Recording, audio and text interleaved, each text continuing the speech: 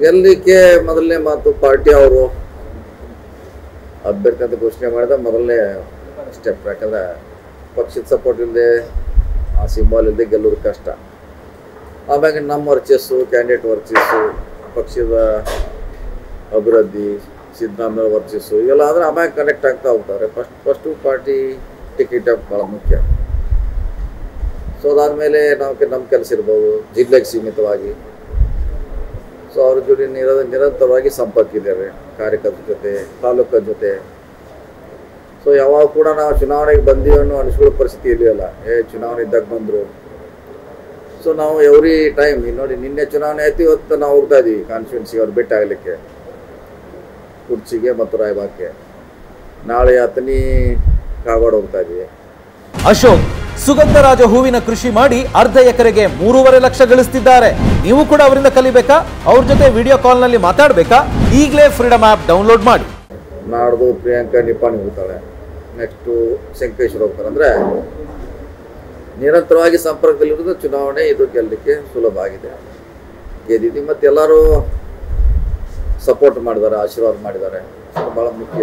ಅಂದರೆ ಇವನು ಗೆಲ್ಲಿಸ್ಲೇಬೇಕಂತ ಜನ ಹಠ ಇತ್ತು. ಸರ್, ಬಹಳ ಅಪಪ್ರಚಾರ ಬಗ್ಗೆ, ಬಹಳ ಅಂತಂದ್ರೆ ಬಹಳ ಅಪಪ್ರಚಾರ ಇತ್ತು. ಜೊತೆಗೆ ಬಹಳಷ್ಟು ತಂತ್ರಗಾರಿಕೆಯನ್ನ ಮಾಡಿದರು, ಧರ್ಮ ಜಾತಿಯನ್ನ ಇಟ್ಕೊಂಡು ಬಂದರು. ಅದೇನ ಯಾವ ರೀತಿ ಎದುರಿಸಿದ್ರಿ ಸರ್? ಅದೆಲ್ಲ ಇದ್ರೂ ಕೂಡ ಅವ್ರು ತಮ್ಮ ಎಂಗಲ್ನಲ್ಲಿ ಅಷ್ಟು ವಿಚಾರ ಮಾಡ್ತಾರೆ.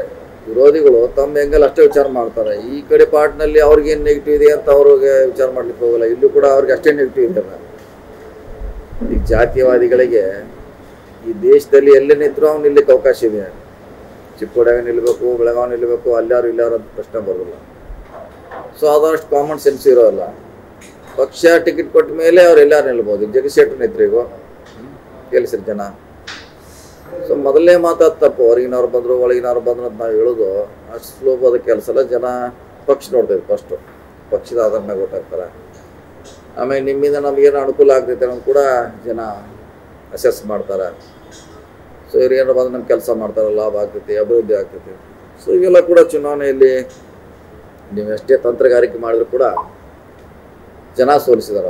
ನಾವು ಸೋಲಿಸಿಲ್ಲ, ಜನನೇ ಸೋಲಿಸಿದಾರ. ಸರ್, ಪ್ಲಸ್ ಆಗಿದ್ದು ಏನು ಸರ್ ಈ ಚುನಾವಣೆಯಲ್ಲಿ? ಯಾಕಂತಂದ್ರೆ ಕೇವಲ 2 ತಿಂಗಳಲ್ಲೇ ರೆಡಿ ಆದ್ರಿ. ಪ್ಲಸ್ ಏನೇನು ಆಗ್ತಾ ಬಂತು ಅಂತ ಪ್ಲಸ್ ತಮಗೆ ನಾವು ಭಾಳ ಸರಿ ಇಲ್ಲ. ನಾವು ಚುನಾವಣೆ ಬಂದಾಗ ಚುನಾವಣೆ ಮಾಡೋಲ್ಲ ಅಂತೇಳಿಲ್ಲ. ಚುನಾವಣೆ ಬಂದಾಗ ಚುನಾವಣೆಗೆ ನಾವು ರೆಡಿ ಆಗೋಲ್ಲ. ಮುಂಚೆ ಯಾವ್ರಿ ಕಾರಣದಾಗ ಯಾವ್ರಿ ಹಂತದಲ್ಲಿ ಚುನಾವಣೆ ದೃಷ್ಟಿ ಇಟ್ಟೆ ನಾವು ಕೆಲಸ ಮಾಡ್ತಾ ಇರ್ತೀವಿ. ಹಿಂಗಾಗಿ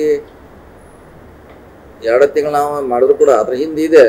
ಸತತವಾಗಿ ಅತನಿ ಭೇಟಿಯಾಗಿದ್ವಿ, ಕಾಗವಾಡಕ್ಕೆ ಹೋಗಿದ್ದೀವಿ, ಕುರ್ಚಿ ರಾಯಬಾಗಿರ್ಬೋದು, ನಿಪ್ಪಾಣಿ, ಚಿಕ್ಕೋಡಿ, ಸಂಕೇಶ್ವರ.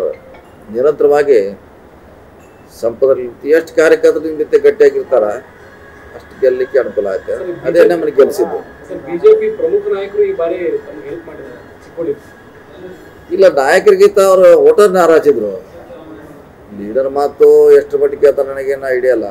ಆದರೆ ಮತದಾರರೇ ಈ ನಮ್ಮ ಅಭ್ಯರ್ಥಿಯಿಂದ ಏನೂ ಆಗಿಲ್ಲ 5 ವರ್ಷದಲ್ಲಿ. ಬರೀ ಮೋದಿ ಹೆಸರು ಹೇಳೋದು, ಹಿಂದುತ್ವ ಮೇಲೆ ಓಟ್ ಪಡಲಿಕ್ಕೆ, ಧರ್ಮ ಆಧಾರಿತ, ಜಾತಿ ಆಧಾರಿತ ಇಷ್ಟ ಮಾಡ್ತಾರೆ ಹೊರತಾಗಿ ಅದರಿಂದ ನಮಗೇನು ಲಾಭ ಇಲ್ಲ. ಅದು ಕಾಮನ್ ಆಗಿ ಬಂದಂಥ ಶಬ್ದ.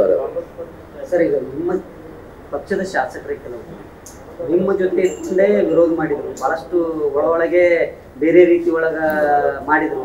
ಅವ್ರ ಬಗ್ಗೆ ಏನಾದ್ರು KPCCಗೆ ಏನಾದ್ರು ನಾವೇನು ದೂರ ಕೊಡೋಲ್ಲ. ನೋಡಿ, ಅವ್ರು ಹೇಳ್ತೀವಿ ಹಿಂಗೆ ಆಗಿದೆ, ಗಮನಕ್ಕೆ ತರ್ತೀವಿ, ಈ ಥರ ಮಾಡಿದಾರೆ ಉದ್ದೇಶಪೂರ್ವಕವಾಗಿ. ಅಂದರೆ ಅವ್ರು ಸೋಲಿಸು ಇಂಟೆನ್ಷನೇ ಇತ್ತು, ಅವ್ರು ಸಫಲ ಆಗಲಿಲ್ಲ ಹೇಳ್ತೀವಿ.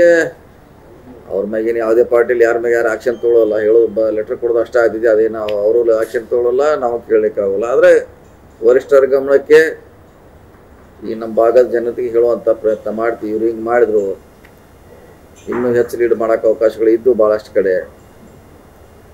ಸೊ ಅದ್ರ ಅವಶ್ಯಕತೆ ಅವ್ರಿಗೆ ಇರಲಿಲ್ಲ, ಒಂದೇ ಪಕ್ಷದಲ್ಲಿದ್ದಾರೆ. ಸೊ ನಮಗೆ ಅವರು ಮೋಸ ಮಾಡೋಂಥದ್ದು ಅವಶ್ಯಕತೆ ಇರಲಿಲ್ಲ ಅಂತ ಹೇಳುವಂಥ ಪ್ರಯತ್ನ ಮಾಡ್ತೀವಿ. ಮತ್ತು ವರಿಷ್ಠರ ಗಮನಕ್ಕೆ ಕೂಡ ತರ್ತೀವಿ.